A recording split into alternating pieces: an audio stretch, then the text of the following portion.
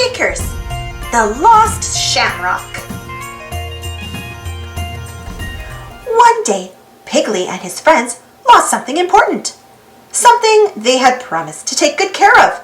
Something that belonged to their teacher, Mr. Hornsby.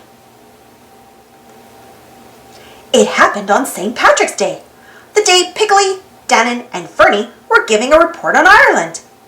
Piggly had made a beautiful Irish harp, just like the ones on Irish coins. Dannon had dressed like a leprechaun, with a shillelagh, a walking stick in her hand. Fernie wore a pot of gold costume, complete with a cardboard rainbow hat.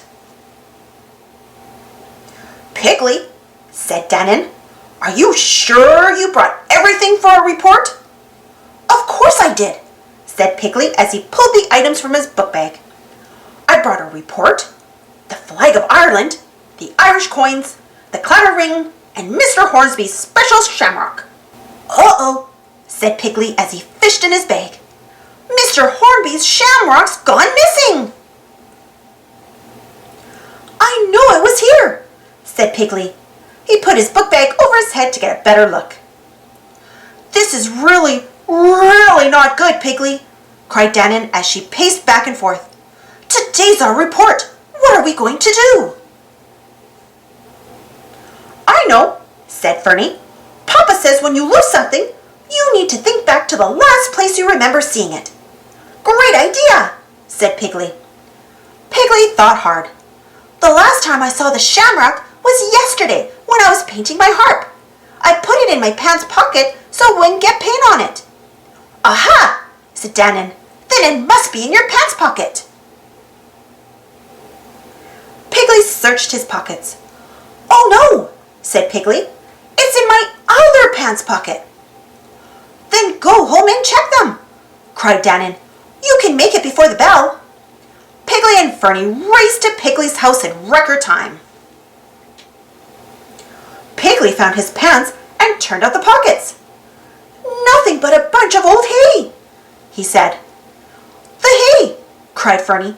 "It's from your barn, where we played circus yesterday. The shamrock fell out of your pocket when you were playing acrobat." "Jakers!" cried Piggly. "The shamrock must be in the barn, or worse, in the cow's stomach." "No," cried Fernie. "Dannon found the shamrock when you went in to set the table. It's in the pocket of her sweater, the one she's wearing today." Piggly and Fernie raced back to school to tell Dannon. "That's right, I did have the shamrock," said Dannon with a gasp. "I was going to give it to Piggly, but Grandma called me for supper, so I gave it to Fernie."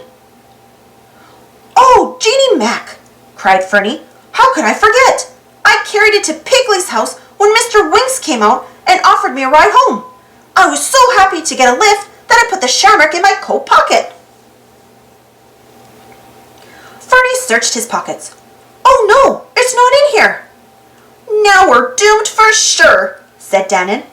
Mr. Hornsby rang the school bell. "Piggly, Dannon, Fernie, your report is next," said Mr. Hornsby. The gloomy friends plooted to the front of the room. "Mr. Hornsby," said Dannon, "we have a bit of bad news." But before they had a chance to tell him, Don Toro walked into the classroom. "Please pardon me for interrupting your class," said Don Toro. "but Fernando forgot his lunch this morning."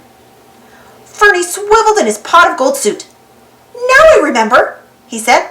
"Papa found the shamrock in my coat last night and put it in my lunch so I wouldn't forget it."